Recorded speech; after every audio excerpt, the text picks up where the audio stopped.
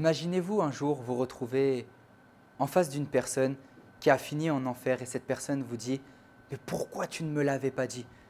Cette question, c'est le titre de ma prédication. Une prédication qui a pour but d'éveiller nos consciences sur le plus grand enjeu qui nous pousse à l'évangélisation, c'est-à-dire l'éternité des gens. Des vies sont entre nos mains, des générations sont entre nos mains. Et au travers de ce culte, on va le réaliser et je crois sincèrement qu'on va être équipés pour devenir des sauveurs, pour devenir des personnes qui rapprochent les gens de Dieu. On a été sauvés, c'est merveilleux. Mais maintenant, on a la capacité d'apporter ce salut dans la vie de tellement d'autres personnes. Et c'est ce que tu peux commencer à faire en commençant ce mois de l'évangélisation et en invitant quelqu'un avec toi. Ce serait bien pour le premier culte du mois de l'évangélisation d'inviter de la famille, un ami, quelqu'un à suivre ce culte avec toi pour que s'il était chrétien, il puisse recevoir le cœur de Dieu et s'il n'est pas chrétien, qu'il puisse recevoir l'évangile de son salut. Dans tous les cas, je crois que cette parole ne laissera personne insensible parce que c'est un véritable cri du cœur de Dieu qui va nous être communiqué aujourd'hui et alors il faut qu'un maximum de personnes puissent l'écouter. On se retrouve tout de suite pour des temps de louange, d'adoration où le Seigneur va nous toucher et ensuite on recevra ce message. L'heure est grave, il faut gagner des âmes.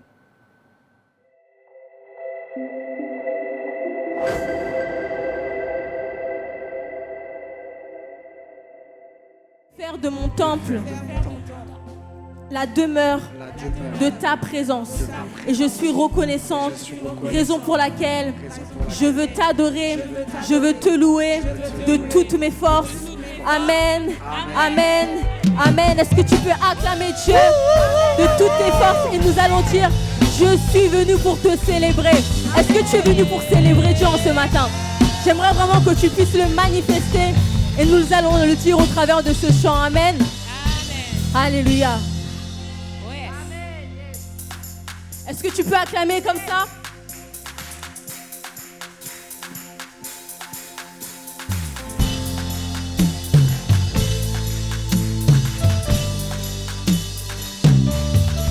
Et j'aimerais maintenant que tu accompagnes tes acclamations par des cris de joie.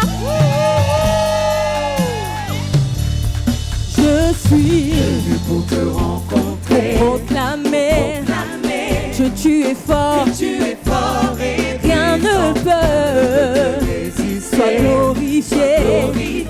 Dieu, tu es fort, et rien n'est impossible à toi, au roi des rois. Dieu, tu es fort, et au-dessus de tous les noms, nous déclarons. Dieu, tu es fort, et je suis venu pour te rencontrer, proclamé. Dieu, tu es fort, et puissant. rien soit glorifié. Dieu, tu es fort, et rien n'est impossible à toi, au roi des rois. Dieu, tu es fort, et au-dessus de tous les noms, nous déclarons. Dieu, tu es fort. Est-ce que tu peux pousser un cri de joie si tu réalises ces paroles et dire que Dieu est fort et puissant? Il mérite la gloire et l'honneur. Alléluia. Oh, oh, oh. Oui, je suis venu pour te rencontrer, proclamé. Dieu, tu es fort, et puissant. rien ne peut, sois glorifié. Dieu, tu es fort, au-dessus de tous les noms, nous déclarons. Dieu, tu es fort, et oh, oh, oh. Proclamons. Dieu, tu es fort, oh, oh, oh, oh. Dieu, tu es fort, et puissant. oh, oh, oh.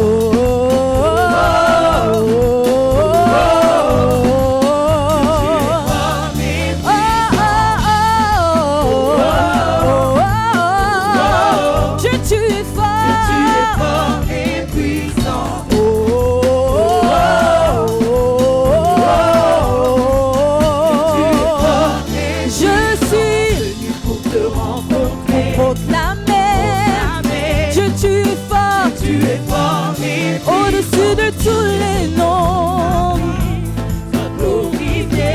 tu es fort. Tu es fort et puissant, rien n'est impossible à Au toi. roi des rois, Des rois, Dieu, tu es fort. fort et Au-dessus de tous les noms, les noms. nous déclarons, Dieu, tu es fort. Encore une fois, je suis pour te rencontrer. proclamé. Dieu, tu es fort. Tu es fort et puissant, Rien ne peut te résister. soit glorifié. Dieu, tu es fort. Tu es fort et Au-dessus de tous les noms, à toi, au roi des rois. Dieu, tu es fort. Tu es fort et Au-dessus de tous les noms, nous déclarons, Dieu, tu es fort. tu es fort et puissant. Oh, oh, oh, oh, oh. Dieu, tu es fort. Tu es fort et Oh, puissant. oh, oh, oh. Dieu, tu es fort. Tu es fort et puissant. Mon Dieu est fort, fort, fort, fort, fort, fort, fort. Est-ce que tu peux le déclarer plus fort? Dieu, tu es fort, fort, fort, fort, fort. Dieu, tu es fort. Tu es fort et puissant. Mon Dieu est fort, fort, fort, fort. Mon Dieu est fort. Tu es fort et puissant. Mon Dieu est fort, fort, fort, fort. Mon Dieu est fort. Tu es fort et puissant. Mon Dieu est glorieux, Glorieux, glorieux. glorieux. Dieu, tu es Tu fort. es fort et puissant. Mon Dieu est glorieux, Glorieux, glorieux. glorieux. J'aimerais entendre le peuple de Dieu chanter. On va dire, mon Dieu est fort, fort, fort, fort. Mon Dieu est fort, Dieu est fort. Et mon Dieu est fort, fort, fort, fort. Mon Dieu est fort. Mon Dieu est glorieux, glorieux. Mon Dieu est fort. Mon Dieu est glorieux, glorieux. Mon Dieu est fort.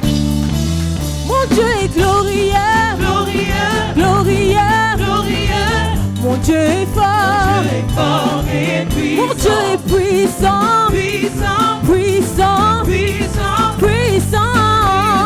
Fort et Nous puissant. chantons oh, oh, oh, oh. Dieu, tu es fort. Tu es fort et Nous puissant. chantons oh, oh, oh, oh. Fort et Nous puissant. chantons oh, oh, oh. Tu es fort et Nous puissant. chantons oh, oh, oh. Tu es fort et Nous puissant. chantons oh, oh, oh. Mon Dieu est fort. Fort et Nous puissant. chantons oh, oh, oh. Mon Dieu est fort. Fort et puissant. Est-ce que tu peux dire oui Seigneur, tu es fort et puissant. Tu es digne de recevoir la gloire.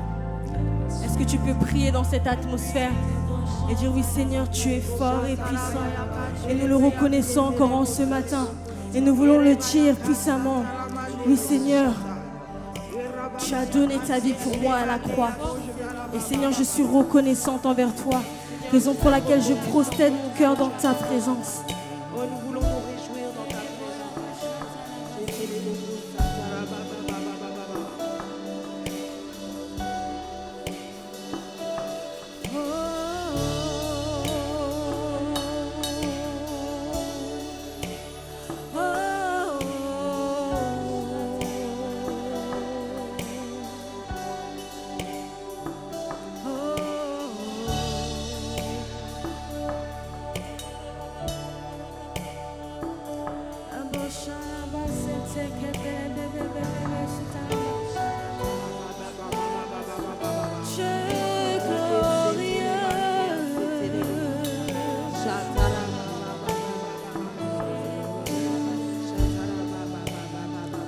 Tu as porté ma croix, tu as tout donné pour que je sois libéré.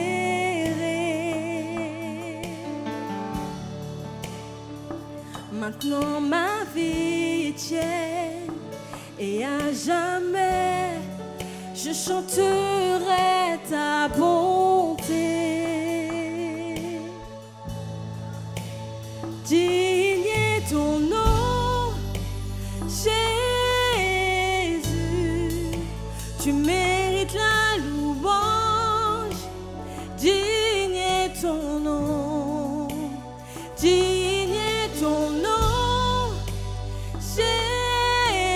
Jésus, tu mérites la louange. Digne est ton nom. Digne est ton nom.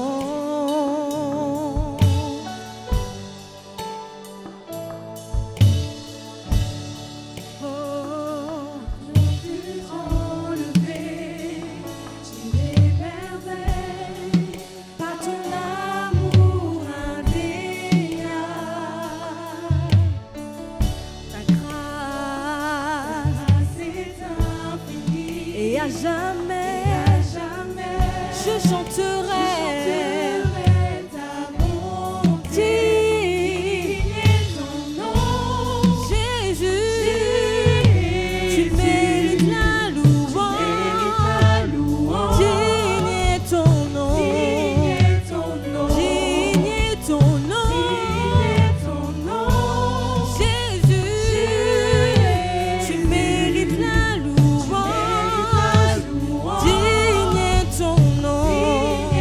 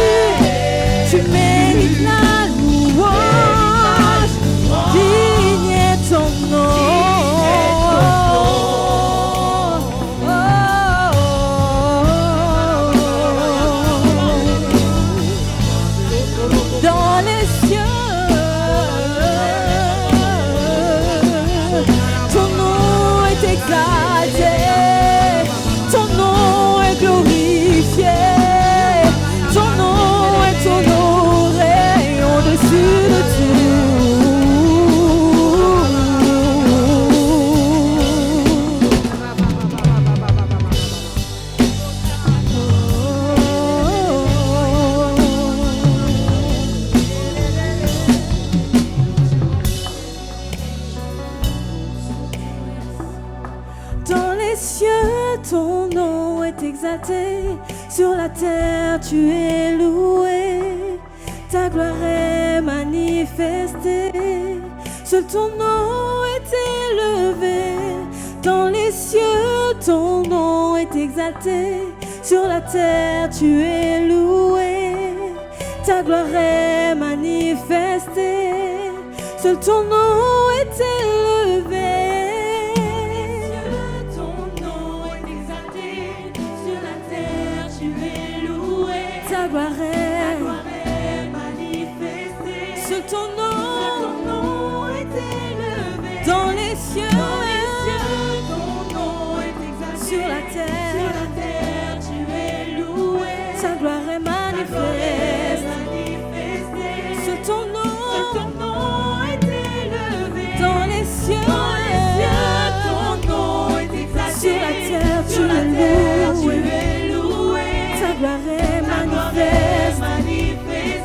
Seul ton nom est élevé. dans les cieux, ton nom est exalté. sur la terre, tu es loué. ta gloire est manifestée. Seul ton nom est élevé. dans les cieux, Ton nom est exalté. sur la terre, tu es loué. Ta gloire est manifestée. C'est ton nom dans les cieux. Sur la terre, tu es loué. Ta gloire est manifestée. C'est ton nom dans les cieux. Sur la terre, tu es loué. Ta gloire est manifestée. C'est ton nom dans les cieux. Sur la terre, tu es loué. Ta gloire est manifestée. C'est ton nom dans les cieux. Sur la terre, tu es loué. Ta gloire est manifestée. C'est ton nom. Une dernière fois dans les cieux. Sur la terre, ta gloire est manifestée. Digne, digne est ton nom, Jésus. Tu mérites la louange. Digne est ton nom. Digne est ton nom, Jésus. Tu mérites la louange. Digne est ton nom. Digne est ton nom, Jésus. Tu mérites la louange. Digne est ton nom. Digne est ton nom, Jésus. Tu mérites la louange.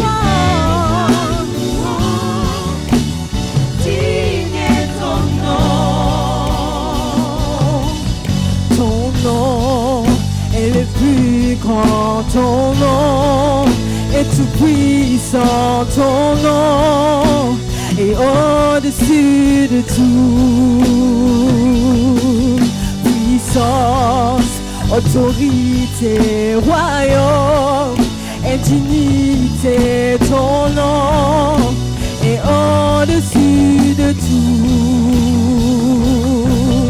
Ton nom est le plus grand, ton nom est tout puissant, ton nom est au-dessus de tout.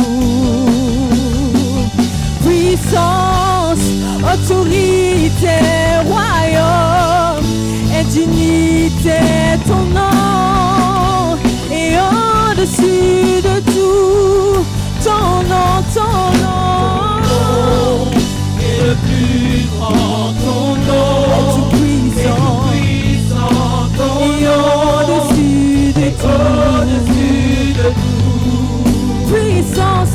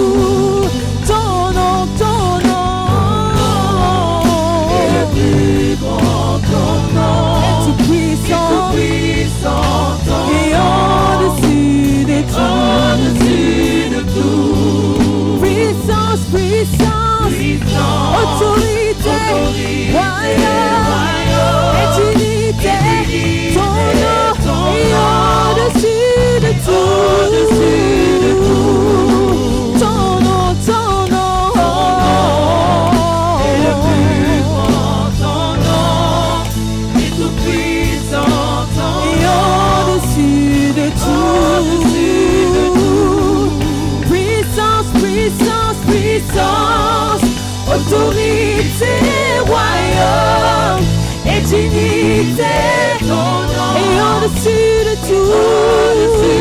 Peuple de Dieu, est-ce que tu peux chanter ton nom? Es-tu puissant et au-dessus de tout? Puissance, puissance. Est-ce que tu peux élever tes mains vers les cieux comme signe d'adoration? Et dignité et au-dessus de tout. Ton nom est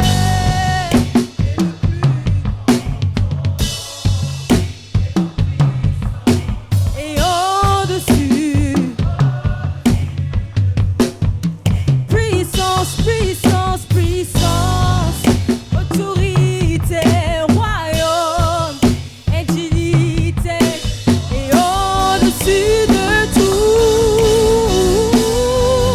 Ton nom est le plus grand. Ton nom est puissant et au-dessus de tout. Puissance, puissance. Autorité, royaume et dignité. Ton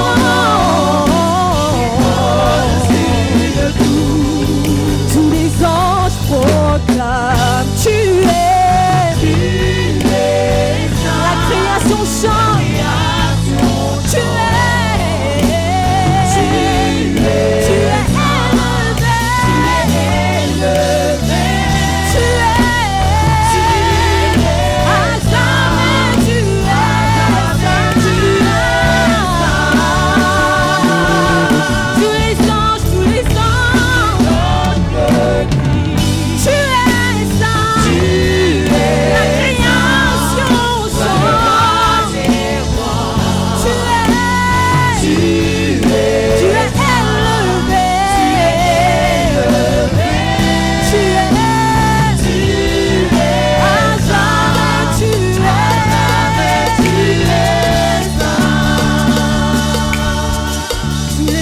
proclame,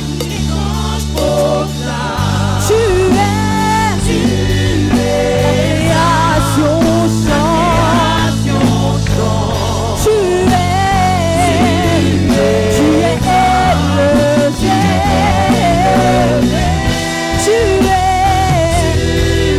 à jamais, tu es saint.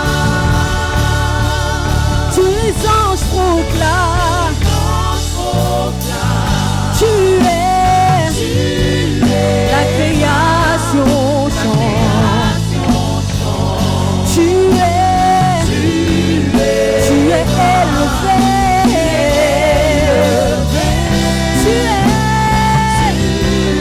à jamais, tu es saint. J'aimerais vraiment qu'on puisse chanter d'un commun accord avec le peuple. Tous les anges, tu es. Est-ce que tu peux le déclarer et croire? Adorer de tout ton cœur. Tu es élevé. Tu es à jamais, tu es saint. Tous les anges, tu es la création chante, tu es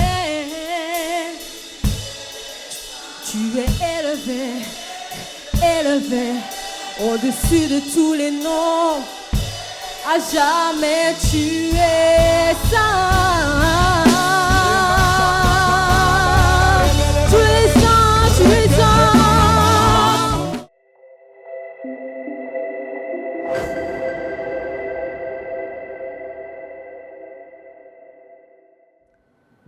Bienvenue à nouveau à tous dans notre culte ACER Global. Alors, nous étions ensemble dans la louange, dans l'adoration depuis tout à l'heure et je crois que le Seigneur a commencé à nous faire du bien, mais qu'il est très loin d'avoir fini. Parce que oui, on va se retrouver ensemble pour un temps dans la parole de Dieu et je crois que Dieu va nous parler, que Dieu va toucher nos cœurs et que Dieu va faire du bien à chacun d'entre nous au travers de ce culte. Je crois qu'encore aujourd'hui, on va se rapprocher un peu plus de l'image de Christ, on va se rapprocher un peu plus du cœur de Dieu, un peu plus de la volonté de Dieu parce qu'il n'y a pas de meilleure vie que celle qui est menée dans la volonté parfaite de Dieu. Et à vrai dire, le seul but de ces paroles que je vais prononcer aujourd'hui, et à vrai dire, ce n'est même pas moi qui les prononce, c'est le Saint-Esprit qui va les prononcer au travers de ma bouche parce que ce n'est pas moi qui ai envie de vous parler aujourd'hui, c'est le Saint-Esprit qui a envie de vous parler. Le but de tout ça, c'est de vous amener dans la volonté parfaite de Dieu, de vous amener à l'image et à la ressemblance de Christ, de vous amener proche de son cœur, dans l'intimité de sa pensée et de sa manière d'être. Et c'est ce qui va se passer aujourd'hui. Mais avant de pouvoir commencer ce message, j'aimerais rendre l'honneur à qui je dois l'honneur, à commencer par notre Père spirituel, l'apôtre Alain Patrick Tsengue. Oui, nous pouvons acclamer le Seigneur pour sa vie, le fondateur des ministères ACER, également le fondateur de la chaîne Évangile TV qui est en train de diffuser ce culte ACER Global maintenant. Je tiens également à honorer notre mère spirituelle, le pasteur Paulette Tsengue, ainsi que tout le corps pastoral du ministère ACER. Et je tiens également à honorer sous vos applaudissements également le pasteur Marine Blin qui s'occupe de cette merveilleuse église ACER Global avec moi-même ainsi que toute l'équipe d'Évangile TV qui rend la diffusion de ce culte possible. Et la dernière personne que nous allons honorer au début de ce culte, c'est le précieux et le merveilleux Saint-Esprit. La merveilleuse manière, plutôt la meilleure manière dont on peut honorer le Saint-Esprit, c'est tout simplement en priant et en remettant ces temps entre ses mains. Et c'est ce que nous allons faire dès maintenant.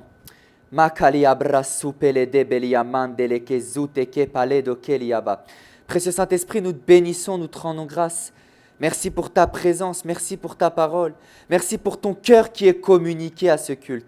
Oh oui, tu nous communiques ton cœur, tu nous communiques ta pensée. Bâtis la pensée de Christ en nous. Construis la pensée de Christ en nous. Mandele cosito pelede, libretto copoyamantelebe. Ce que nous voulons, c'est te connaître. Ce que nous voulons, c'est te ressembler. Ce que nous voulons, c'est tendre toujours plus vers toi. Oui, nous voulons tendre vers Christ. Merci mon Père et mon Dieu pour le modèle parfait que tu nous as donné. Au nom de Jésus-Christ, nous nous en rapprochons. Communique-nous ton cœur aujourd'hui. Communique-nous ta pensée aujourd'hui. Communique-nous ton fardeau aujourd'hui. Alors que nous sommes dans le premier culte du mois sur l'évangélisation, communique-nous ton cœur, communique-nous ton fardeau. Oh Père, ce mois-ci sur l'évangélisation, nous ne voulons pas seulement des tactiques d'évangélisation, mais nous voulons ton cœur. Oui Père, nous voulons ton cœur. Nous avons soif de penser comme toi, selon le modèle que notre Père spirituel, l'apôtre, nous a donné. Le modèle de quelqu'un qui a le cœur pour l'évangélisation, de quelqu'un qui a le cœur pour les âmes. Nous te bénissons, précieux Saint-Esprit, parce que tu mets ce cœur en nous. Tu déposes ce cœur en nous par ta parole. Touche-nous par ce culte, visite-nous par ce culte, envahis-nous par ce culte, que ta présence nous visite, que ta présence nous prenne, que ta présence nous prenne au nom puissant de Jésus-Christ. Oui Père, ton onction est là, oui Père, ta présence est là, oui Père, ta parole est là et nous remettons ces temps entre tes mains. Merci parce que c'est toi qui m'utilises, c'est toi qui utilises ma bouche et c'est en même temps toi qui dispose le cœur de mon frère et qui dispose le cœur de ma sœur. Dans le nom puissant de Jésus-Christ. Oh, nous voulons voir ta gloire durant ce culte. Nous voulons t'expérimenter durant ce culte. Nous voulons ressortir de ce culte, transformé à ton image.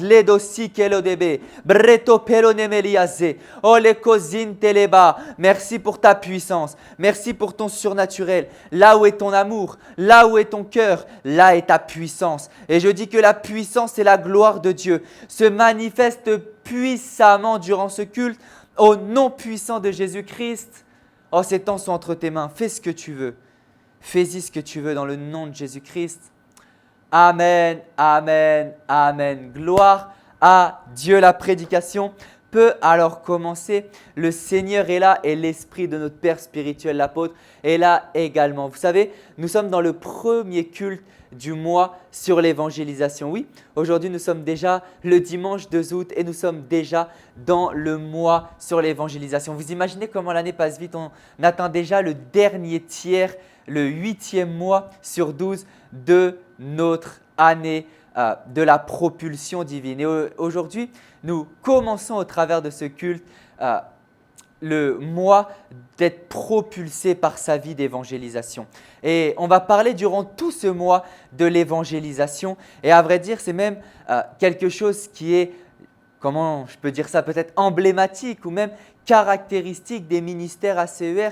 Et je pense que c'est peut-être le fardeau, le feu qui brûle le plus dans le cœur de notre Père spirituel, l'apôtre. Le nom que l'apôtre a donné à l'ACER, ce n'est pas Assemblée chrétienne pour la prospérité et le réveil, ce n'est pas Assemblée chrétienne pour la santé divine et le réveil, c'est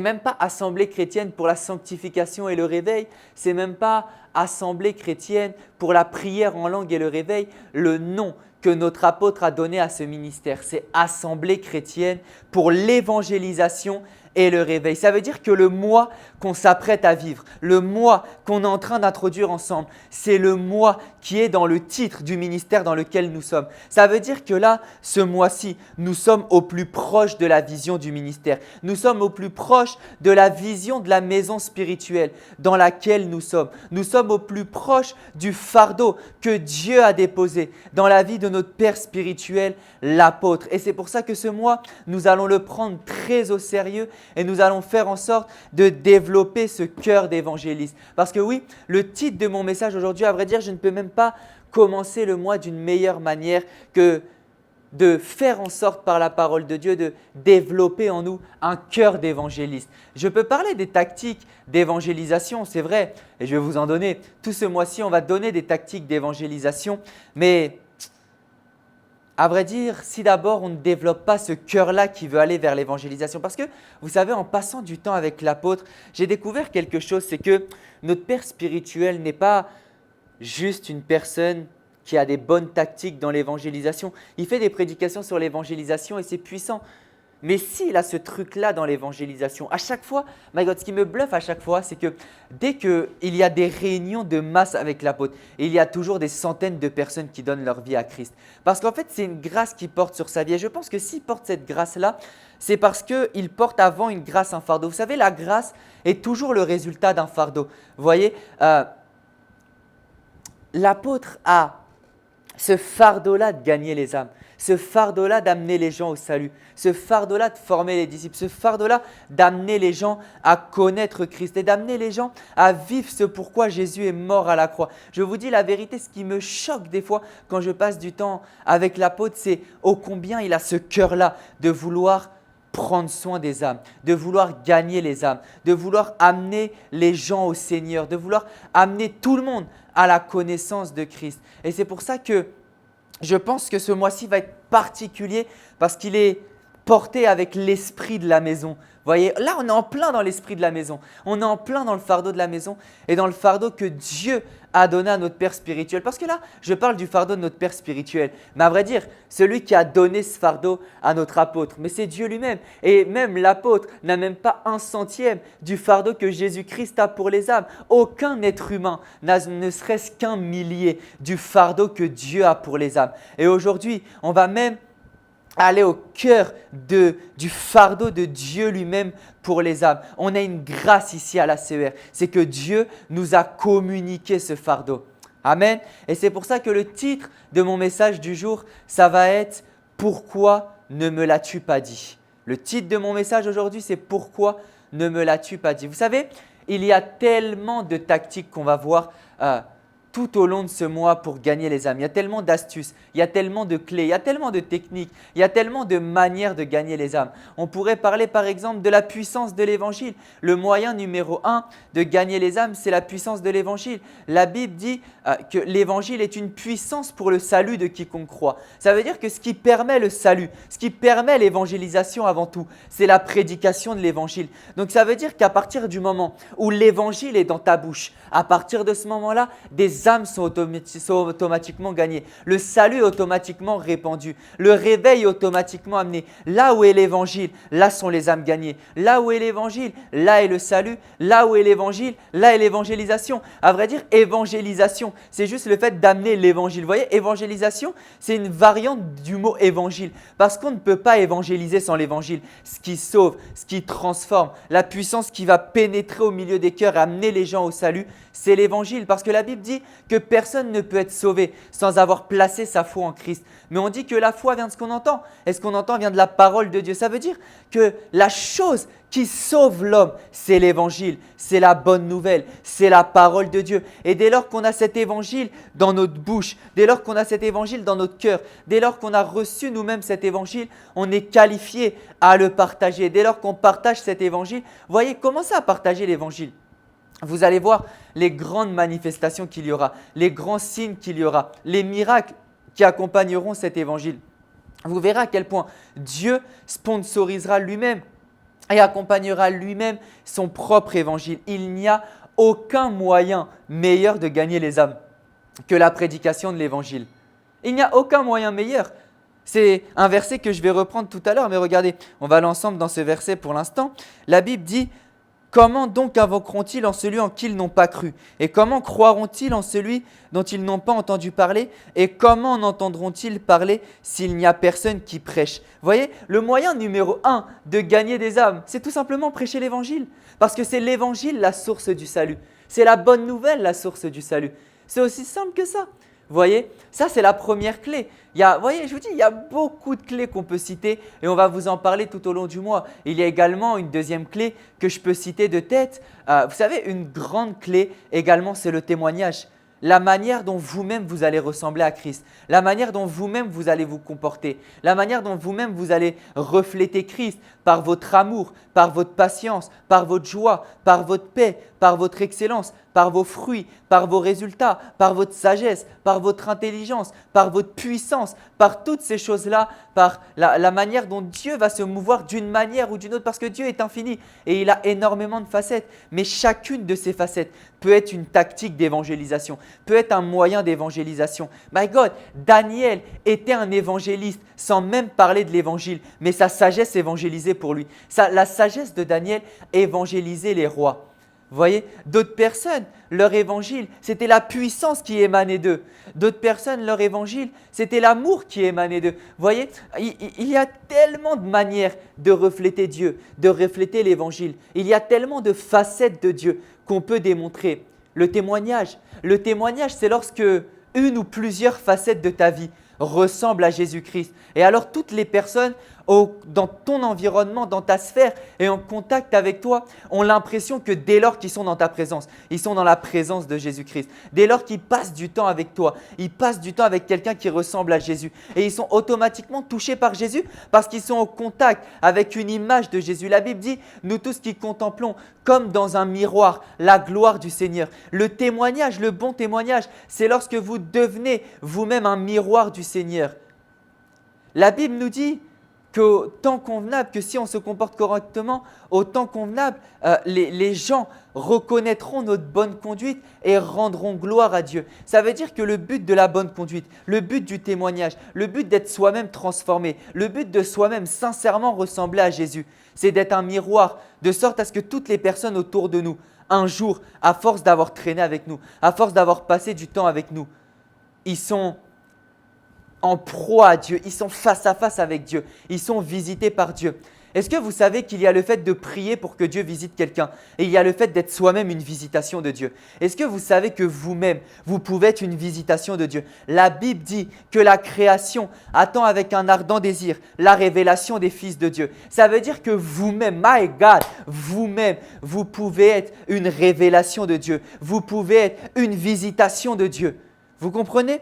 Bien sûr, on peut prier pour que les gens soient visités par Dieu, mais l'idéal, c'est que vous-même, nous-mêmes, nous puissions ressembler à Christ de sorte à ce que partout où nous passons, nous sommes une visitation de Dieu vivante. Nous allons dans notre famille, Dieu a visité notre famille. Nous allons à notre travail, Dieu a visité notre travail. Nous allons dans notre école, Dieu a visité notre école. Le but numéro 1 de Dieu, c'est que bien sûr, je vous ai dit, nous ayons l'évangile et nous prêchions l'évangile. Mais le but numéro 1 de Dieu également, c'est que nous soyons l'évangile, que nous soyons la parole faite chair, que nous soyons la parole de Dieu vivante, que nous soyons Christ incarné, my God, que nous ressemblons à l'image du Fils de Dieu, que lorsque les gens nous voient, ils voient le Fils de Dieu, ils voient le salut de près. Si c'est Jésus qui sauve et que nous ressemblons à Jésus, alors quand quelqu'un nous voit, il peut voir le salut en face de nous. Nous avons l'opportunité d'être des ambassadeurs du salut par l'image. Nous sommes des ambassadeurs du salut par la prédication, mais également des ambassadeurs du salut par l'image. Oui, nous sommes des ambassadeurs du salut par l'image. Notre propre manière de mener notre vie peut être une prédication. Jésus a passé beaucoup plus de temps à démontrer qu'à prêcher. Il y a des âmes même qui se sont converties dans le ministère de Jésus sans que Jésus leur parle, juste parce que Jésus a démontré. La Bible dit que Jésus faisait de grands miracles et toute la foule crut. C'est-à-dire que des fois, il y a des gens, tu porteras tellement Christ, tu ne leur parleras même pas. Ils se mettront directement à genoux et ils diront « Je veux ton Dieu ». My God, combien de fois dans la Bible, on voit que ça arrive au travers des principaux personnages bibliques. La prédication, le témoignage, l'image. Troisième clé que je peux donner de tête, j'en donne quelques-unes de tête pour appuyer mon point, pour qu'après vous compreniez le cœur de Dieu. Troisième exemple que je peux donner de tête, les dons spirituels. Un moyen puissant d'évangélisation, les dons spirituels. Vous savez, vous devez aimer les dons spirituels. Vous devez aimer prophétiser. Vous devez aimer guérir les malades. Vous devez aimer opérer des miracles. Vous devez aimer donner des paroles de connaissance, des paroles de sagesse. Vous devez aimer avoir le don de discernement des esprits. Vous devez aimer avoir le don de foi spéciale. Vous devez aimer manifester le surnaturel. Un chrétien puissant dans l'évangélisation, c'est un chrétien qui aime le surnaturel. Bien sûr, lorsqu'on prêche l'évangile, là, les signes, les prodiges et les miracles vont accompagner la prédication de la parole. C'est une promesse biblique. La Bible dit que les apôtres et les disciples prêchaient et que leur parole était accompagnée de signes, de prodiges et de miracles. Dès lors que tu t'engages dans la voie de la prédication de l'évangile, les signes, les prodiges et les miracles t'accompagneront. Mais également, il y a le fait de masteriser les dons spirituels. Nous avons tous des dons spirituels en nous. À vrai dire, nous avons tous les dons spirituels en nous. Mais selon notre appel, il y en a bien sûr certains qui vont se manifester plus que d'autres, vous voyez, et vous devez connaître les dons spirituels qui marchent avec vous. Vous savez, vous devez, et c'est comme ça très souvent que vous allez récolter le plus de fruits dans l'évangélisation. Moi, je sais que personnellement, les dons qui se manifestent le plus dans ma vie chrétienne et surtout dans l'évangélisation, moi personnellement, c'est le don de parole de connaissance, le don de prophétie et le don de guérison. Et généralement, j'ai remarqué que la plupart des âmes que j'ai gagnées, il y a eu un lien de près ou de loin avec ça. Très souvent, c'est des personnes sur qui j'ai prophétisé ou c'est des personnes sur qui j'ai donné des paroles de connaissance. Ou alors, c'est des personnes pour qui j'ai prié, ils ont été guéris, leur cœur s'est ouvert à l'évangile et ensuite, quand je leur ai prêché le salut, ils ont accepté le salut. Vous voyez, les dons spirituels constituent une preuve de l'évangile que vous prêchez. Vous voyez, ça c'est quelque chose d'autre. Autre chose, par exemple, la prière. La prière, une autre clé pour l'évangélisation, c'est beaucoup prier pour les personnes que vous voulez évangéliser. N'allez jamais évangéliser quelqu'un sans l'avoir recommandé à la grâce de Dieu avant, sans avoir déjà bougé le ciel. Parce que vous verrez que lorsque vous allez évangéliser quelqu'un sans l'avoir porté dans la prière d'abord, vous allez voir que dès lors que vous irez en face de lui, il y aura un festin de démons qui va empêcher, vous allez dire des paroles puissantes, mais il y aura tellement de démons autour de lui, il y aura tellement une atmosphère pas propice à l'évangile autour de lui, il y aura tellement des principautés qui vont le réclamer, que dès lors que vous allez parler, vous allez sortir la meilleure de vos prédications. Mais la personne n'aura rien compris à ce que vous allez dire, parce que la Bible dit que le prince de ce siècle jette un voile devant le cœur des gens. Voyez, ça veut dire que le diable jette un voile devant le cœur des gens. Et si vous n'allez pas dans l'intercession déchirer ce voile, briser ce voile, chasser tous les démons qui les tiennent captifs. La Bible dit que les démons tiennent captifs les humains. Sinon, Jésus ne serait jamais venu. Dans Luc 4, 18, on va voir l'appel de Jésus qui avait été au préalable prophétisé dans Ésaïe 51. Et on va voir que l'appel de Jésus, my God, une des premières choses qu'il dit, c'est « L'Esprit du Seigneur est sur moi pour annoncer la bonne nouvelle, pour renvoyer libres les opprimés, pour proclamer aux captifs la délivrance. » Vous voyez ? J'aime bien parce que c'est pour annoncer la bonne nouvelle. Donc d'abord, c'est l'évangile. Mais l'évangile a deux conséquences principales. Il renvoie libres les opprimés. Il délivre les captifs. Vous voyez, il délivre les captifs. Mais on ne peut pas délivrer les captifs si on ne les a pas d'abord délivrés dans la prière. Ça veut dire que, regardez, je pense que c'est arrivé. Là, je pense que beaucoup vous vous sentez concernés par ce que je dis parce que ça nous est tous déjà arrivé. On arrive devant quelqu'un, on a l'impression d'avoir libéré la puissance. Même des fois, on donne des paroles de connaissance claires. On fait même un miracle devant la personne. La personne, on lui dit…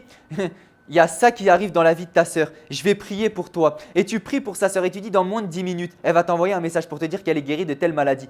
Et tu es encore avec la personne. Sa sœur envoie le message. Des fois, des miracles extraordinaires. Des fois, tu peux même dire à une personne, la pluie va tomber maintenant, comme signe que Dieu veut te visiter. Des miracles, mais extraordinaires. Le ciel qui descend sur la terre. Des choses comme ça, des choses qui dépassent l'entendement. Et pourtant, la personne va toujours refuser l'évangile. Je refuse de croire qu'une personne qui a vu Dieu, qui a vu la gloire de Dieu et qui refuse quand même l'évangile, ce n'est pas un blocage spirituel. Et des fois, on va être très puissant, très fort sur le terrain, mais on oublie que le premier terrain, c'est le terrain du monde spirituel, ce n'est pas le terrain du face-to-face.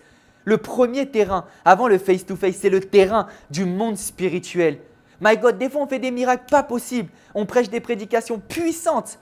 Et en plus même, on n'a même pas besoin de faire de grands miracles parce que l'évangile en lui-même est assez puissant pour délier les cœurs. Mais si des fois on prêche l'évangile et les cœurs ne sont pas déliés, est-ce que ça veut dire que Dieu ment? Pas du tout. C'est juste qu'on n'a pas assez dégagé l'atmosphère dans la prière. C'est juste que, regardez, en fait l'évangile est puissant quand il pénètre un cœur. Mais des fois on prêche l'évangile et il y a tellement une barrière satanique autour de la personne que notre évangile n'atteint même pas son cœur. Regardez, dès lors que l'évangile atteint un cœur, ce cœur est visité et ce cœur se convertit. C'est impossible qu'un cœur visité par l'évangile ne se convertisse pas. Mais alors, qu'est-ce qui fait que quelqu'un qui reçoit l'évangile ne se convertit pas? C'est cette barrière satanique. Des fois, ça peut être sous forme de forteresse. Des fois, ça peut être sous forme de déconcentration. Des fois, ça peut être sous forme de même la personne ne comprend même pas ce que vous dites. Des fois, ça peut être sous forme de blessure. La personne est blessée contre Dieu. Des fois, ça peut être sous forme de vous allez parler. La personne, c'est comme si tout ce que vous allez dire, ça va être une suite de mots mais qui n'a aucun sens. Je vous promets, des fois, il y a des personnes, vous leur prêchez l'évangile. C'est comme si leur intelligence se fermait d'un coup. D'autres, c'est comme si leur cœur se fermait d'un coup.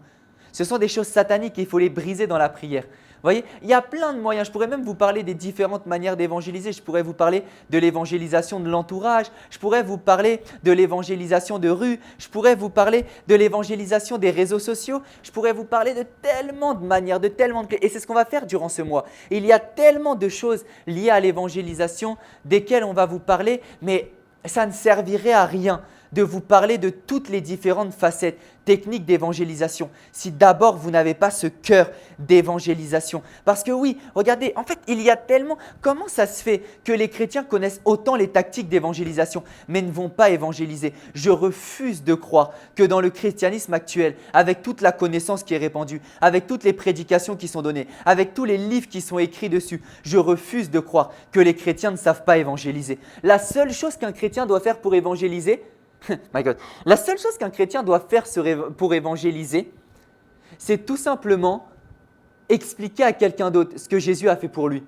Et même donner son témoignage. Des fois, quand tu ne connais même pas encore bien la parole, la seule chose que tu peux faire, c'est donner ton témoignage. Je refuse de croire que cette chose-là est dure. Frères et sœurs, j'aimerais débloquer une barrière dans votre tête. Évangéliser, c'est la chose la plus simple du monde. On va se mettre un blocage, on va se mettre des peurs, on va se mettre des limites devant le fait d'évangéliser. Alors qu'évangéliser, c'est la chose la plus simple du monde parce que vous avez juste à annoncer et c'est Dieu qui agit et qui convainc. L'évangélisation est la chose la plus simple. Mais comment une chose aussi simple que Dieu nous a demandé de faire, beaucoup de chrétiens ne la font pas. Et à vrai dire, très souvent, le problème vient du cœur. Le problème vient du cœur. Très souvent, on a les tactiques d'évangélisation, mais on n'a pas le cœur de l'évangélisation. Et pourquoi on n'a pas le cœur de l'évangélisation? Parce que très souvent, on ne réalise pas l'aspect solennel et l'aspect grave de ce qui nous entoure et de l'existence des gens. En fait, on ne réalise pas que si on ne prêche pas l'évangile aux gens, ils vont aller en enfer. Regardez,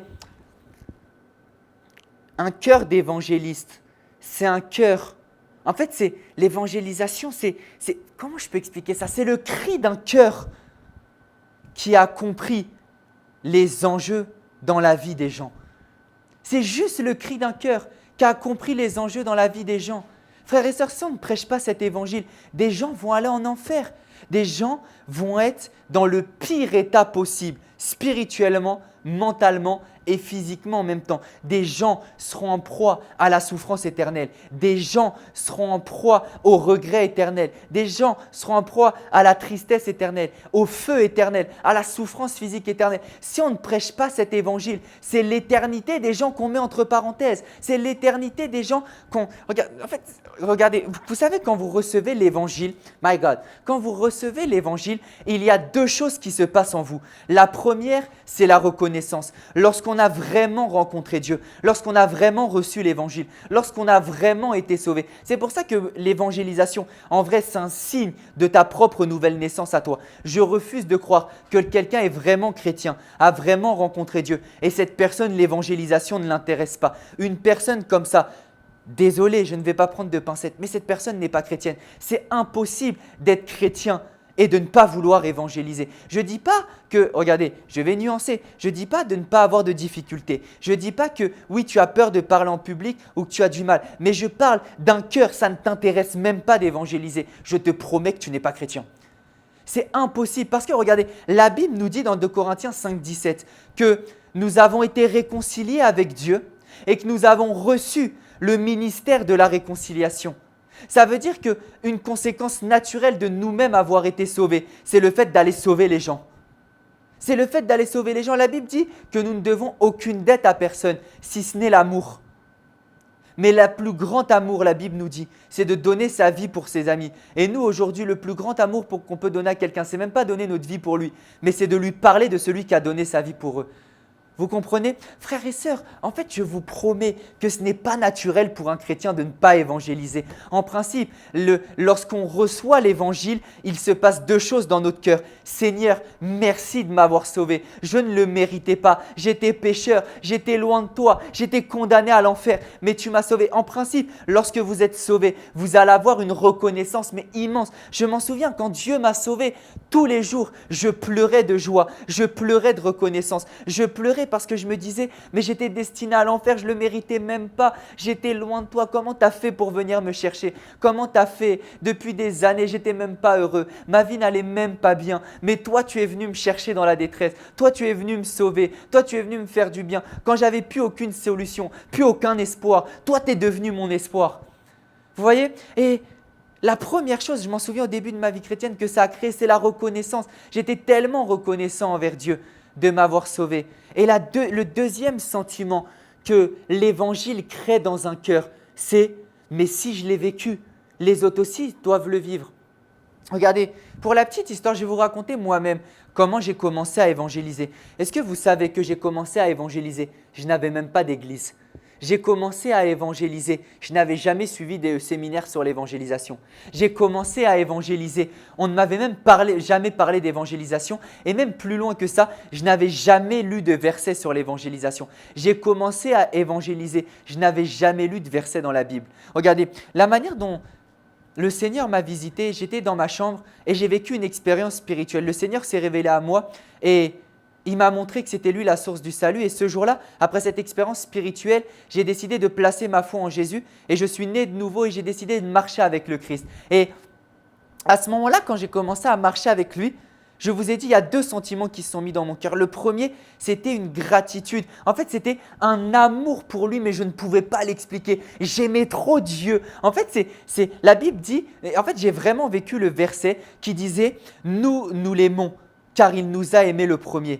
Vous voyez, Nous l'aimons car il nous a aimés le premier. 1 Jean 4, 19. Nous l'aimons car il nous a aimés le premier. Et en fait, j'ai tellement été visité par son amour, tellement été visité par son évangile, tellement été visité par son salut, qu'en fait, à ce moment-là, je l'aimais de tout mon cœur. J'étais reconnaissant. Je voulais juste passer du temps avec lui. Je voulais juste l'aimer. Je voulais juste le chérir parce qu'il avait fait la chose la plus merveilleuse que personne n'avait jamais fait pour moi.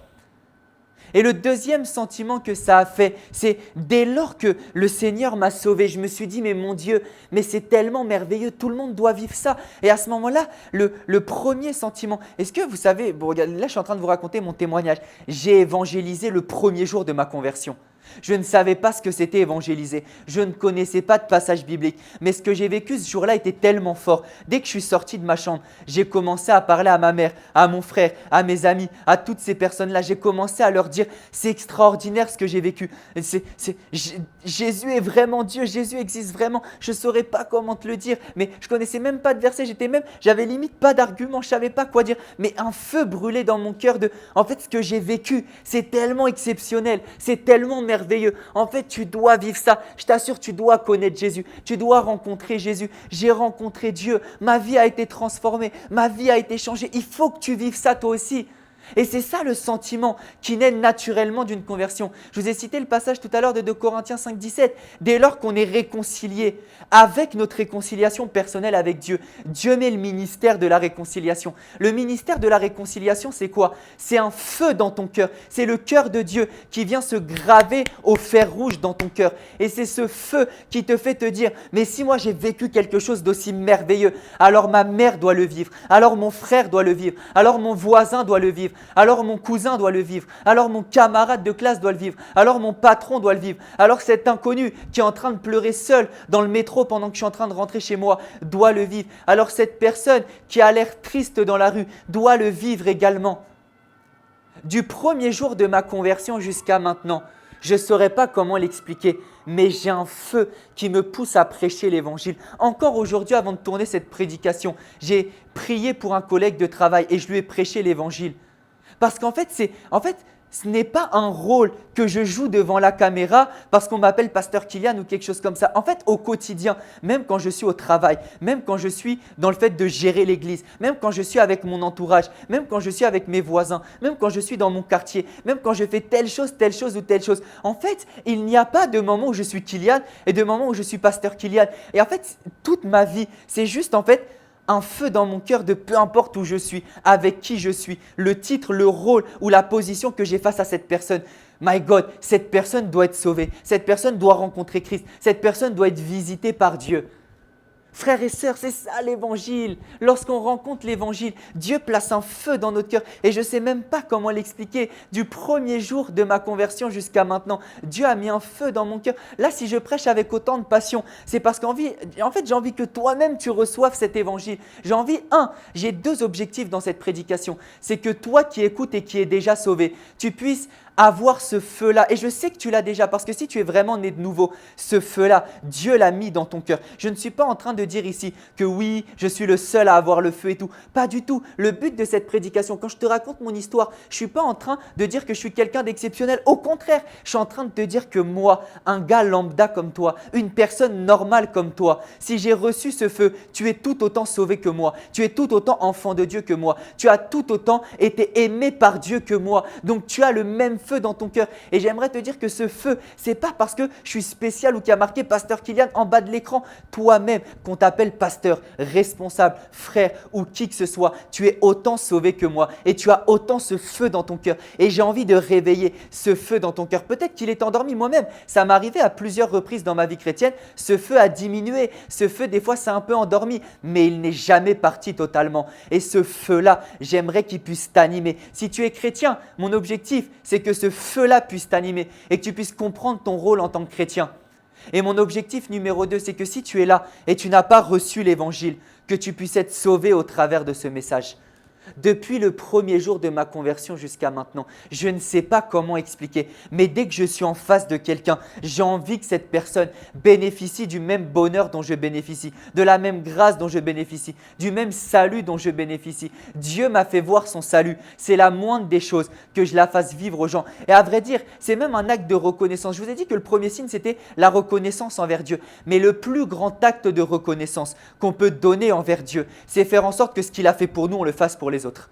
Vous savez, très souvent, le plus grand acte de reconnaissance qu'on peut donner à quelqu'un, c'est repratiquer ce qu'il a fait envers nous. Et Dieu nous a sauvés. À nous maintenant de nous placer comme des sauveurs et d'amener les gens vers Dieu.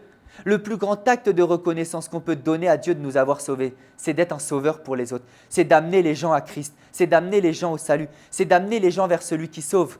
Lorsque Dieu vous sauve, il ne sauve pas seulement vous, il sauve des milliers, des millions, des milliards de personnes derrière vous. Il faut que vous compreniez quelque chose. Bien sûr, Dieu vous aime vous tout seul, mais quand Dieu vous sauve, il ne vous sauve pas vous tout seul, il sauve toute une génération derrière vous. Il sauve toute une génération derrière vous. Et Dieu veut qu'au travers de vous, des milliers, des millions, des milliards de vies soient transformées. J'aimerais vous aider à réaliser les enjeux de l'Évangile. L'Évangile, c'est un enjeu de vie ou de mort. L'Évangile, c'est ce qui va déterminer l'éternité des gens. Imagine ta mère que tu aimes tant, ton père que tu aimes tant. T'aimerais le voir en enfer. Regardez l'état du monde actuel. Regardez l'état du monde actuel.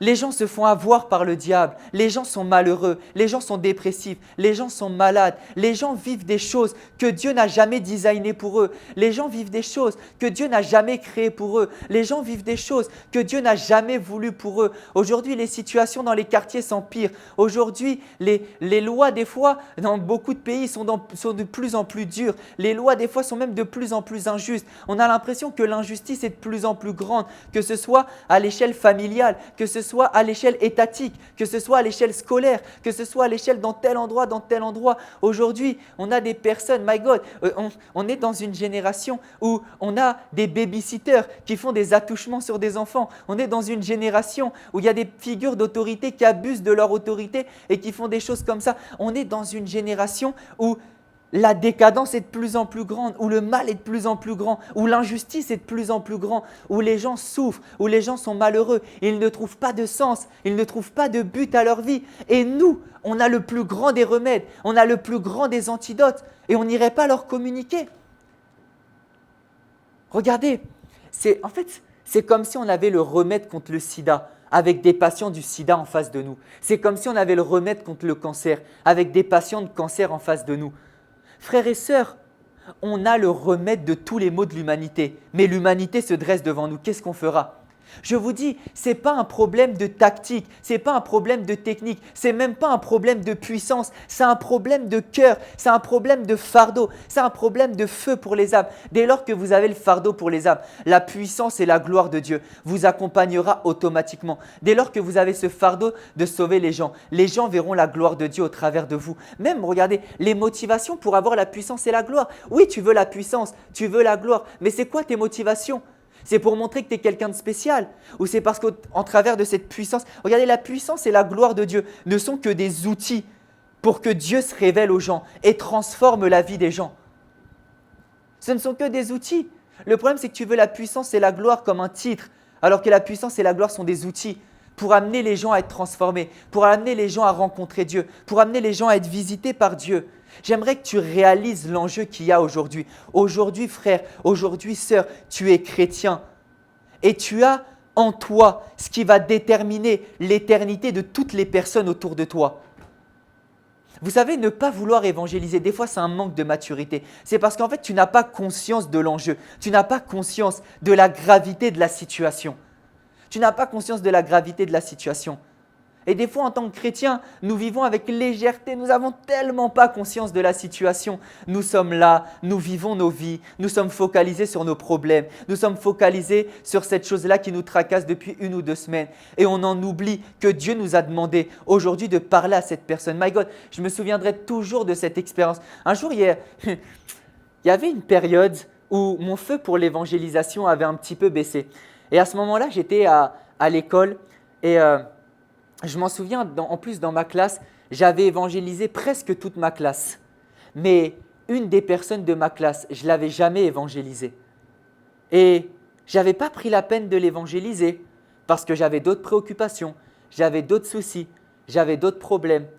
Et un jour, on arrive en cours, et pendant qu'on arrive en cours, nos professeurs nous convoquent. Ils disent « Arrêtez maintenant les cours et l'exercice ».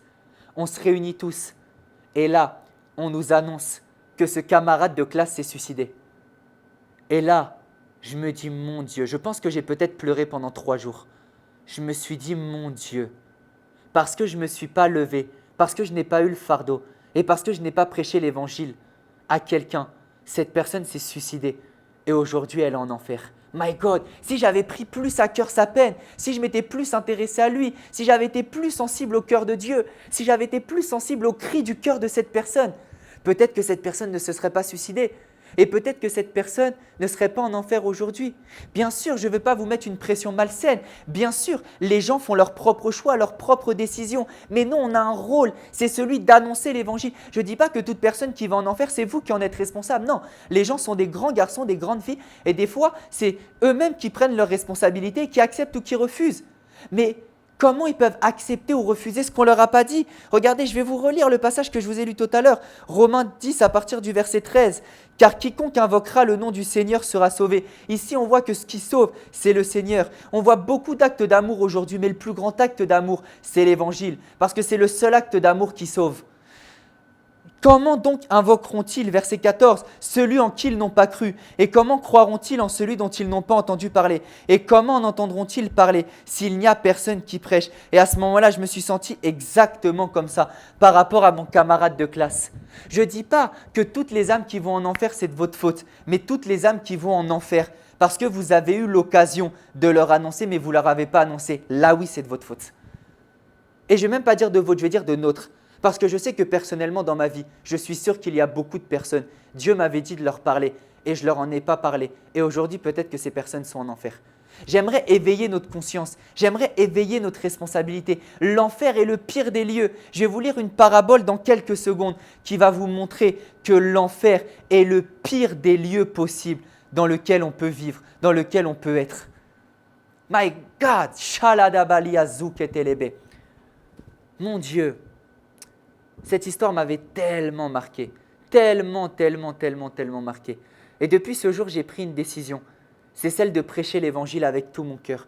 C'est celle dès que j'ai une occasion, que ce soit à des camarades, que ce soit à des collègues, que ce soit à telle personne, à telle personne, à telle personne, que ce soit à ma mère, que ce soit à mes voisins, que ce soit même à un inconnu à qui Dieu me demande d'aller parler, même si c'est dans la rue, je ne le connais pas, je m'en fiche.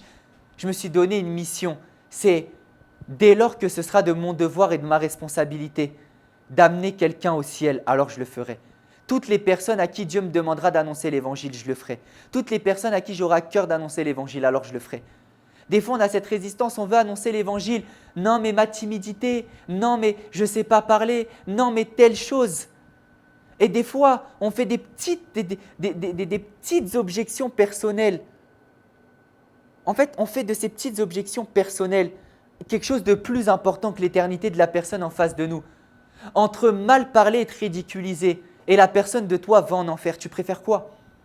C'est vrai, je comprends. Des fois, ce n'est pas facile de s'exprimer. Des fois, tu vas parler en public, tu vas bafouiller. Mais entre bafouiller et la personne est dans les flammes de l'enfer, tu préfères quoi? Vous voyez, des fois, on va se donner des limitations. Ici, j'ai envie d'interpeller votre conscience et de remettre une échelle de priorité dans l'ordre des choses. Vous voyez, des fois, on va mettre des petits problèmes dans une échelle plus grande que des choses qui ont bien plus de valeur. L'éternité de quelqu'un a plus de valeur que ton petit bégaiement ou ton petit bafouillage ou ta honte ou tes problèmes personnels. Je ne dis pas que, bien sûr, ça ne peut pas t'affecter. Je comprends que tes problèmes personnels ou ton manque de confiance en toi peuvent t'affecter. Ne t'inquiète pas, je comprends totalement. Mais fais une échelle de priorité entre son éternité et toi. Qu'est-ce qui est le plus important? My God, nous autres qui sommes sauvés, prenons cette responsabilité de prêcher l'évangile. Ça m'avait tellement traumatisé cette expérience. Je me suis dit, dès lors que c'est de mon ressort, oui, certains, c'est leur responsabilité. Mais en fait, tant que c'est de ma responsabilité, je vais me donner à fond pour cet évangile, pour que cette mauvaise expérience ne se reproduise plus jamais. Je vous ai lu le verset. Si on ne leur annonce pas, si on ne leur prêche pas, qui leur dira? Qui leur dira? Quand on a annoncé l'évangile à quelqu'un et qui ne prend pas de décision et qui finit par aller en enfer, nous ne serons pas tenus responsables. Mais par contre, lorsque nous aurions pu annoncer l'évangile à quelqu'un et qui va en enfer, son sang nous sera redemandé. Prêchons l'évangile, ayons conscience de la réalité des choses. Et je vais vous lire une parabole qui nous fait prendre conscience de la réalité des choses. Luc 16 au verset 19. Il y avait un homme riche qui était vêtu de pourpre et de fin lin et qui chaque jour menait une vie joyeuse et brillante. Un pauvre nommé Lazare était couché à sa porte couvert d'ulcères et désireux de se rassasier des miettes qui tombaient de la table du riche, et même les chiens venaient encore lécher ses ulcères. Le pauvre mourut, il fut porté par les anges dans le sein d'Abraham. Le riche mourut aussi, et il fut enseveli. Dans le séjour des morts, il leva les yeux, et tandis qu'il était en proie au tourment, il vit de loin Abraham et Lazare dans son sein. Il s'écria, « Père Abraham, aie pitié de moi, et envoie Lazare, pour qu'il trempe le bout de son doigt dans l'eau et me rafraîchisse la langue, car je souffre cruellement dans cette flamme. » Abraham répondit, « Mon enfant, souviens-toi que tu as reçu tes biens pendant ta vie et que Lazare a eu les maux pendant la sienne. Maintenant, il est ici consolé et toi, tu souffres. D'ailleurs, il y a entre nous et vous un grand abîme, afin que ceux qui voudraient passer d'ici vers vous ou de là vers nous ne puissent le faire. » Le riche dit, « Je te prie donc, Père Abraham, d'envoyer Lazare dans la maison de mon père, car j'ai 5 frères. C'est pour qu'ils attestent ces choses, afin qu'ils ne viennent pas aussi dans ce lieu de tourment. » Abraham répondit, « Ils ont Moïse et les prophètes qu'ils les écoutent. » Et il dit, « Non, Père Abraham, mais si quelqu'un des morts va vers eux, ils se repentiront. » Et Abraham lui dit, « S'ils n'écoutent pas Moïse et les prophètes, ils ne se laisseront pas persuader, quand même quelqu'un des morts ressusciterait. » J'ai 3 leçons qui sont tirées de ce passage et qui personnellement bouleversent mon cœur. La première leçon, c'est que ce ne sont pas forcément les gens les plus heureux sur la terre qui sont les plus heureux au ciel. My God, ici, la Bible nous dit que le riche qui a fini en enfer menait une joyeuse et brillante vie. Et des fois, c'est ça le grand piège que le diable nous tend. Des fois, on est dans un évangile dans lequel on ne va prêcher l'évangile qu'aux gens à qui ça va mal. Frères et sœurs, les gens qui ont une bonne vie, mais qui ne sont pas sauvés par Jésus-Christ, s'ils meurent, ils vont tout autant en enfer que la personne qui a la galère sur la terre. Et je vous dis la vérité, entre galérer sur la terre et galérer au ciel, souffrir sur la terre et souffrir au ciel, il vaut bien mieux souffrir sur la terre que souffrir au ciel. Ici, on le voit. Ici, on nous donne un contraste flagrant entre Lazare qui a souffert sur la terre et s'est réjoui au ciel et le riche qui s'est réjoui sur la terre et a souffert au ciel. Et on nous dit que le riche était envieux de Lazare. Ça veut dire qu'il y a des personnes… Ici, je ne dis pas que pour aller au ciel, il faut mener une mauvaise vie sur terre. Grande nuance. Pour aller au ciel, il ne faut pas forcément mener une mauvaise vie sur la terre. Parce que le salut et l'héritage que Dieu nous a accordé, c'est un salut et un héritage qui s'accorde aussi bien sur la terre qu'au ciel. Ça veut dire qu'on peut vivre et mener une vie extraordinaire lorsqu'on est sauvé par Dieu, aussi bien sur la terre qu'au ciel. Mais ici, cette parabole, elle ne nous dit pas qu'il faut être malheureux ici pour être heureux au ciel. En fait, cette parabole, elle vient donner un contraste entre la valeur de cette vie présente et la valeur de l'éternité. Et elle vient nous montrer que l'éternité a une valeur bien plus grande, a une valeur bien plus précieuse que la valeur de cette terre-là. Mon Dieu, my God, ce riche-là qui a mené une vie extraordinaire sur terre, la Bible dit qu'il était joyeux, qu'il était brillant. Parce que des fois, on ne va prêcher l'évangile qu'aux personnes qui vont mal. On croit que l'évangile est réservé à ceux qui ont divorcé, est réservé qu'à ceux qui sont pauvres, est réservé qu'aux malades, est réservé qu'aux dépressifs, est réservé qu'aux fous, est réservé qu'aux sans-abri. On croit que l'évangile est réservé à ces personnes-là. L'évangile est même réservé à cet homme d'affaires riche qui vit dans une villa, qui a une femme et 3 enfants, mais qui si demain meurt, il va en enfer. La raison numéro 1 du salut, c'est la vie éternelle, frères et sœurs. C'est la vie éternelle. L'évangile est pour tous ceux qui n'ont pas Jésus. L'évangile n'est pas juste pour les miséreux, il n'est pas juste pour les nécessiteux. L'évangile est pour tous ceux qui n'ont pas encore accepté Jésus-Christ, qui n'ont pas encore fait de Jésus leur Seigneur, qui n'ont pas encore rencontré Dieu. Parce que cette personne-là qui était joyeuse et qui a mené une brillante vie, au final, il a mené la pire des vies et il a raté sa vie. Parce qu'il a réussi sa vie sur terre, mais il a raté son éternité. Preuve que ce n'est pas sur cette terre qu'on vivra le plus grand bonheur. Le plus grand des bonheurs, c'est Dieu qui l'accorde. Le plus grand des bonheurs, c'est celui d'être sauvé par Dieu. Le plus grand des bonheurs, c'est celui d'être appelé enfant de Dieu. Tu peux mener, et là j'aimerais parler à quelqu'un, tu peux mener la meilleure des vies sur cette terre. Si tu n'es pas enfant de Dieu, tu n'as même pas goûté encore à 1/10 de ce qu'est le bonheur. La paix de savoir que tu es sauvé. La paix de savoir que tu es réconcilié avec Dieu. La paix de savoir que si aujourd'hui tu meurs, tu vas au ciel. Elle est bien plus grande que la paix de voir qu'aujourd'hui un investissement t'a rapporté 2 millions d'euros. Frères et sœurs, vous pouvez mener une grande vie sur cette terre, une belle vie sur cette terre. Je ne dis pas que vous ne pouvez pas mener une belle vie sans Dieu. Ici, la preuve, ce passage biblique nous dit qu'il a mené une belle vie sans Dieu. Mais au final, il a été le grand perdant de l'histoire et il n'a pas goûté à 1/1000 du bonheur que Dieu avait pour lui. Il a goûté à un bonheur, mais un bonheur éphémère. Et au final, ce riche-là aurait tout donné. Il aurait sacrifié toutes ses richesses terrestres. Il aurait sacrifié sa brillante vie terrestre, comme la Bible nous le dit, pour pouvoir avoir la situation de Lazare. Mon Dieu, quelqu'un qui avait les richesses, qui avait une brillante vie, se retrouve maintenant à envier quelqu'un qui avait des ulcères et qui vivait dans la rue et qui se faisait lécher par des chiens et qui mangeait des miettes. Mon Dieu, mais qu'est-ce que cet évangile est pour que quelqu'un dans une telle situation envie quelqu'un qui avait une si mauvaise situation mais avec l'évangile? Entre un miséreux qui avait l'évangile et un glorieux sans l'évangile, c'est le glorieux sans l'évangile qui a fini par désirer le miséreux avec l'évangile.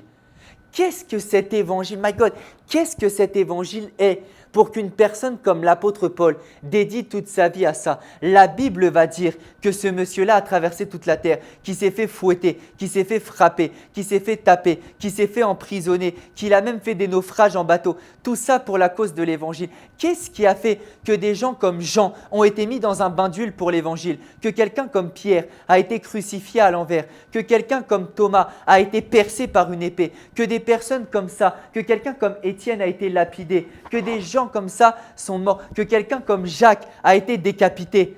Qu'est-ce qui fait que ces personnes-là ont donné leur vie comme ça pour cet évangile? C'est parce que cet évangile, ce salut, est plus précieux même que la vie. Ces personnes-là étaient prêtes à donner leur vie pour cet évangile parce que cet évangile vaut plus que la vie. À vrai dire, c'est cet évangile qui donne la vraie vie. Cet évangile-là est plus précieux que notre vie terrestre parce que cet évangile-là donne la vie éternelle. Qu'est-ce qui fait que ces personnes-là ont autant donné leur vie pour cet évangile? Et le problème de ce riche, c'est qu'il l'a compris, mais il l'a compris qu'en enfer. Et si vous ne prêchez pas l'évangile aux gens, les gens comprendront qu'il faut avoir l'évangile, mais ils le comprendront, ce sera trop tard. Et j'en viens à ma deuxième leçon. Regardez ce qu'il dit. Regardez la première chose que Abraham va dire. Regardez, mon Dieu. Mais c'est la deuxième chose. Il va dire d'ailleurs, il y a, au verset 26, il y a entre nous et vous un grand abîme, afin que ceux qui voudraient passer d'ici vers vous ou de là vers nous ne puissent le faire. Ici, on est en train de nous dire quelque chose. C'est qu'une fois qu'une personne a fini sa vie sur cette terre, que cette personne meurt, il n'y a plus de retour en arrière. Une fois qu'une personne est allée en enfer, il n'y a plus de retour. Ici, Abraham est en train de dire qu'il y a un abîme entre là où les élus de Dieu vont et là où l'enfer est. My God, il y a une abîme entre ceux qui sont sauvés et ceux qui vont en enfer. Ça veut dire que lorsque tu vas en enfer, tu ne peux plus en sortir. Il y a un trou, il y a un vide, il y a un abîme, il y a une barrière qui fait que ceux qui sont en enfer ne peuvent plus maintenant aller au ciel. Ceux qui sont en enfer ne peuvent plus maintenant être sauvés. Ça veut dire que lorsqu'une personne meurt et qu'elle n'a pas été sauvée, frères et sœurs, c'est trop tard. C'est trop tard. Et cette deuxième leçon, elle nous montre une chose. Elle nous montre que frères et sœurs, le temps est compté. Le temps pour prêcher l'évangile est compté. Le temps pour gagner les âmes est compté. Parce que cette personne-là à qui tu ne veux pas prêcher l'évangile, si demain elle meurt, il y aura un abîme. Elle ne pourra plus passer de l'autre côté. Cette personne-là, aujourd'hui, elle se dirige vers l'enfer, mais il y a encore un chemin qui s'appelle Jésus-Christ et qui peut la mener vers la vie. Il n'y a pas encore cet abîme qui est dressé, mais une fois qu'elle meurt, si elle a vécu loin de Dieu, ce sera trop tard. Il y aura un abîme et cette personne-là ne pourra plus retourner de l'autre côté. La leçon qu'ici Abraham nous donne en nous disant qu'il y a un abîme entre l'enfer et le ciel, c'est le fait qu'une fois qu'une personne en est à ce stade-là, ce sera trop tard. Ce sera trop tard. Il y a un moment où il n'y a plus de retour en arrière. On peut encore se repentir, on peut encore retourner en arrière tant qu'on est vivant. Mais lorsqu'on meurt, il n'y a plus de retour en arrière possible. Il n'y a plus de repentance possible. On est maintenant dans un endroit où il y a un abîme entre les deux Et la question que j'ai envie de te poser, c'est tu seras au ciel ou en enfer? Toute ton éternité, tu vas la mener au ciel ou en enfer? La troisième leçon, j'ai même 4 leçons, la troisième leçon, c'est que ce lieu est horrible. Regardez comment le riche ici, il ferait tout, il demande même à Abraham, il dit demande à Lazare de tremper ton doigt et juste de me donner une goutte d'eau. Cet endroit, l'enfer, est tellement terrible que ce monsieur-là va crier, va supplier, va dire Abraham, Lazare, s'il vous plaît, sauvez-moi, ce lieu est horrible. La troisième leçon que ce passage nous montre, c'est que ce lieu qu'on appelle l'enfer, frères et sœurs, il est horrible. Et personne n'a envie d'y aller, je vous assure. Ce lieu-là est un lieu de tourment. Et ce monsieur aurait tout donné, il aurait troqué toutes ses richesses sur la terre pour ne jamais se retrouver dans cet endroit. La quatrième leçon que ce passage nous donne, et je vais finir sur ça. Regardez la fin, je vais relire le passage. Le riche dit, je te prie donc, Père, Abraham, d'envoyer Lazare dans la maison de mon père, car j'ai 5 frères. C'est pour qu'il leur atteste ces choses, afin qu'ils ne viennent pas aussi dans ce lieu de tourment. Abraham répondit, ils ont Moïse et les prophètes qu'ils les écoutent. Et il dit, non, Père Abraham, mais si quelqu'un des morts va vers eux, ils se repentiront. Et Abraham lui dit, s'ils n'écoutent pas Moïse et les prophètes, ils ne se laisseront pas persuader quand même quelqu'un des morts ressusciterait. Ici,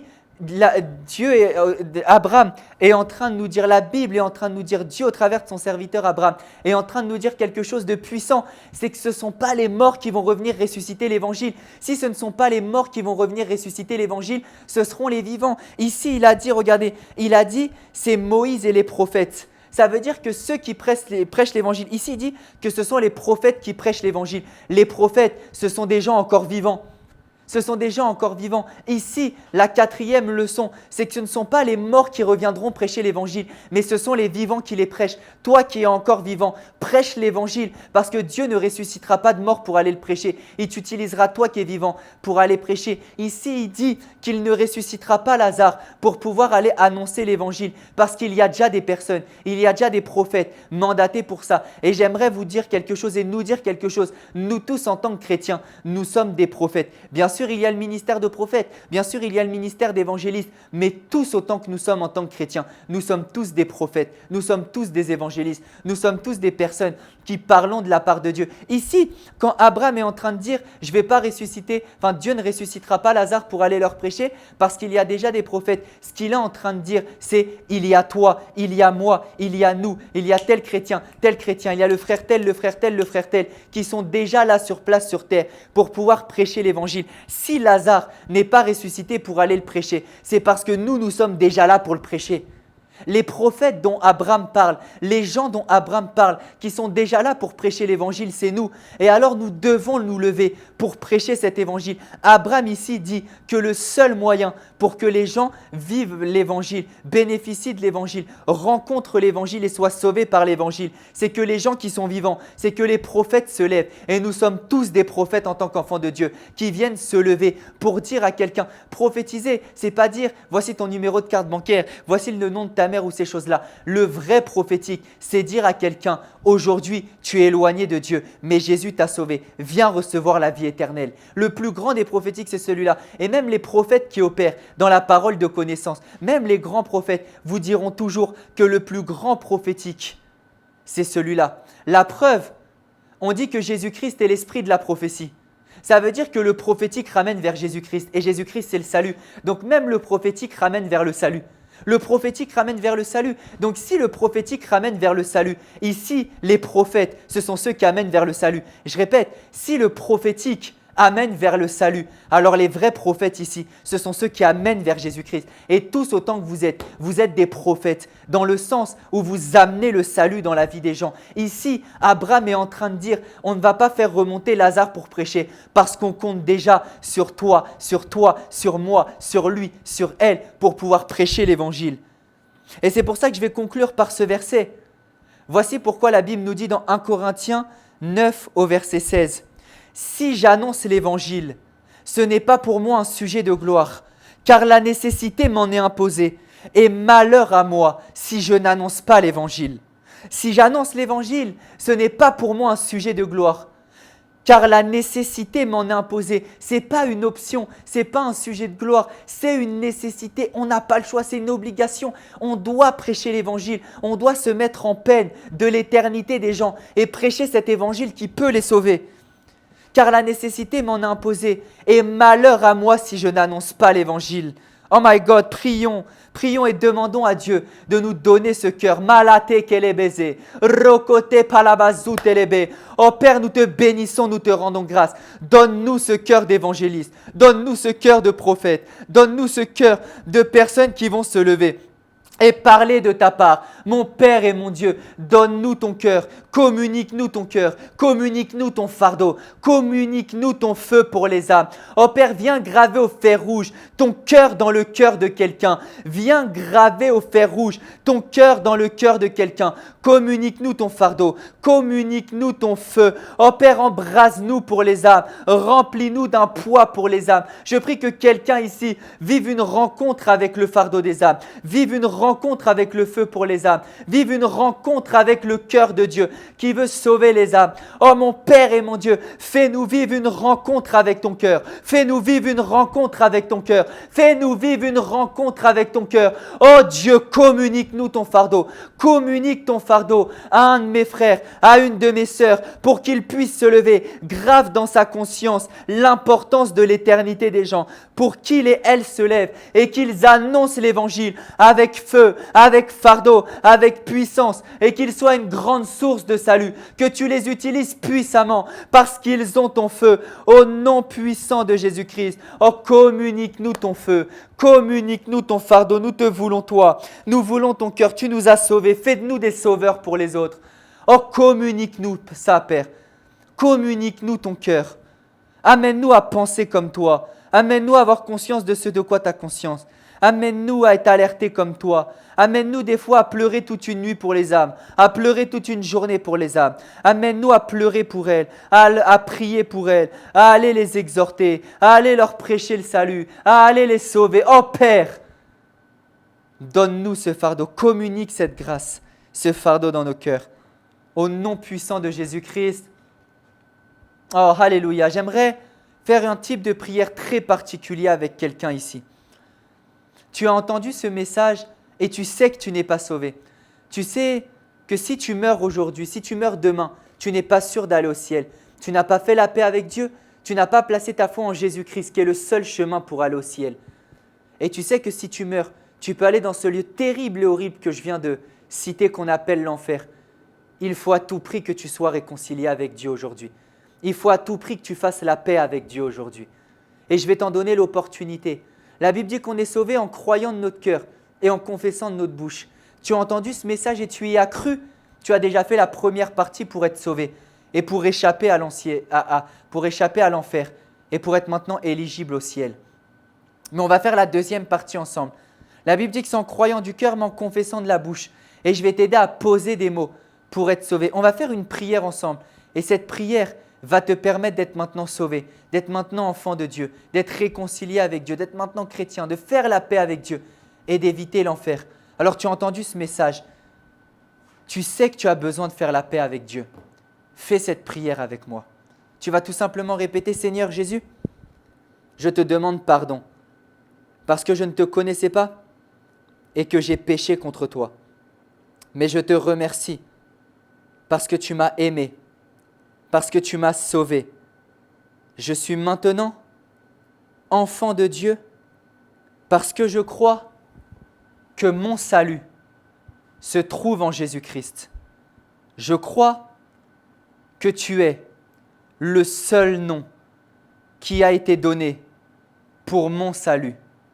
Je suis maintenant enfant de Dieu, exempté de l'enfer, qualifié pour le ciel. Le Saint-Esprit vit en moi.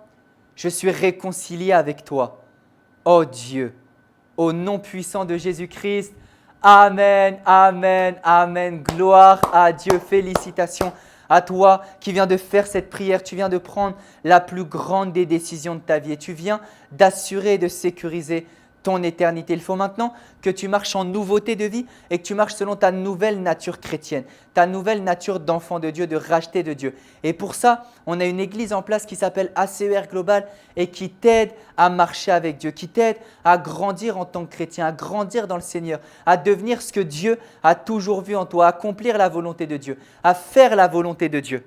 Amen. Donc si tu veux rejoindre cette église ou que tu as fait cette prière, tu peux envoyer un message maintenant au plus 33 6 12 75 88 60. Le plus 33 6 12 75 88 60. Plus 33 6 12 75 88 60. Le numéro s'affiche maintenant en bas de votre écran. En bas de votre écran, regardez le numéro, faites une capture d'écran. Prenez le numéro qui s'affiche en bas de votre écran et envoyez un message dans lequel vous dites « J'ai fait la prière » ou alors « ACER Global ». Vous envoyez un message. Si vous avez fait la prière, vous dites « J'ai fait la prière », on vous aidera à grandir avec Dieu. Et si vous étiez déjà chrétien mais que vous voulez grandir avec Dieu et que bien sûr, vous n'avez pas d'église, vous envoyez ACER Global au même numéro. On va vous aider à grandir dans le Seigneur et à maintenant marcher dans cette nouvelle vie que vous avez obtenue. Gloire à Dieu. Nous passons alors à la dernière phase de notre culte qui est la phase des dîmes et la phase des offrandes. Vous le savez, nous l'expliquons régulièrement, la dîme, c'est une alliance financière avec Dieu dans laquelle vous donnez 10% de vos revenus mensuels pour que Dieu puisse protéger et sécuriser vos finances. Et une offrande, c'est tout simplement un acte du cœur où vous voulez donner à Dieu pour son œuvre, pour l'avancée de son œuvre, pour les intérêts de Dieu, par reconnaissance. Vous pouvez faire une offrande d'action de grâce parce que Dieu vous a sauvé. Vous pouvez faire une offrande pour soutenir l'œuvre de Dieu, pour que justement cet évangile qu'on prêche et qui sauve les âmes soit amené encore plus loin dans le monde, qu'il y ait encore plus l'évangile sur encore plus d'écrans et tout, que des églises soient implantées, que des vies soient transformées, que l'évangile soit prêché. Vous pouvez le faire également au travers de vos offrandes. C'est très simple, les moyens de paiement s'affichent maintenant en bas de votre écran. Vous pouvez faire vos paiements par PayPal. Sur PayPal, vous pouvez le faire via votre solde PayPal ou par carte bleue. Donc, si c'est PayPal ou carte bleue, vous avez maintenant le PayPal qui s'affiche. Vous pouvez également faire par virement plutôt, avec toutes les coordonnées bancaires qui s'affichent maintenant, avec le RIB qui s'affiche. Donc, vous pouvez le faire par PayPal, par carte bleue, par virement. Vous pouvez le faire également, vous pouvez le faire également par RIA, transfert, par Mobile Money. Vous pouvez le faire par Western Union, par Western Union, RIA Money, vous pouvez le faire par tous ces intermédiaires-là. Les coordonnées s'affichent également en bas de votre écran et vous pouvez le faire également via Mobile Money. Si vous voulez le faire via Mobile Money, vers les numéros correspondants, envoyez un message au numéro qui s'affiche maintenant en bas de votre écran et que j'ai cité tout à l'heure, le numéro d'Évangile TV, pour que nous puissions vous communiquer les numéros Mobile Money sur lesquels faire votre don. Donc, si vous voulez faire via Mobile Money, contactez le numéro d'Évangile TV qui s'affiche maintenant et on vous aidera à faire votre don. Et si vous avez des difficultés à faire votre don et que vous avez besoin d'aide, contactez-nous également. On vous aidera à faire votre don. Amen. En tout cas, je vais prier pour vous. Père, je te bénis, je te rends grâce. Merci pour mon frère. Merci pour ma sœur. Oh yes. Ces finances sont bénies au nom de Jésus-Christ. Je déclare la protection sur leurs finances. Je déclare la multiplication sur leurs finances. Je déclare au nom de Jésus une abondance de grâce et de grâces diverses au nom puissant de Jésus-Christ. Leurs offrandes et leurs dîmes sont bénies. Amen. Amen, amen, amen. Gloire à Dieu. Ce culte touche alors à sa fin. N'oubliez pas qu'on se retrouve mercredi prochain pour notre réunion de GR avec le pasteur Marine et moi-même. Et on se retrouve vendredi prochain à 16h ou samedi à 9h pour ceux qui regardent dans la rediffusion pour notre nouveau cours du parcours de croissance du discipolat. Continuez, on est presque à la fin de notre discipolat. Il me semble qu'on est à l'avant-dernier cours vendredi prochain ou samedi pour ceux qui regardent la rediffusion. Donc, restez accrochés, faites-le jusqu'au bout. Suivez bien les cours, suivez bien les quiz. Cette classe de croissance va énormément vous aider à grandir avec le Seigneur. Donc, n'oubliez pas, préparez-vous pour les cours du discipolat de la semaine prochaine. Si c'est sur YouTube, on vous enverra le lien. Ce sera exactement comme d'habitude. Et faites bien les quiz pour valider votre diplôme à la fin. Et dimanche prochain, on se retrouve pour le deuxième culte de notre mois sur l'évangélisation à 11 h avec le pasteur Marine. Voilà, j'ai fait toutes les annonces. On peut alors clôturer ce culte et passer un dimanche merveilleux avec le dépôt de ce que Dieu a commencé à faire aujourd'hui. Je déclare au nom de Jésus-Christ que vos journées, vos semaines sont bénies parce qu'elles sont passées avec le Dieu qui vous a sauvé. Au nom puissant de Jésus-Christ, Amen. Excellente fin de dimanche à tous. On se retrouve ce mercredi pour notre réunion de GR et tout au long de notre semaine pour nos différents programmes. Bye bye.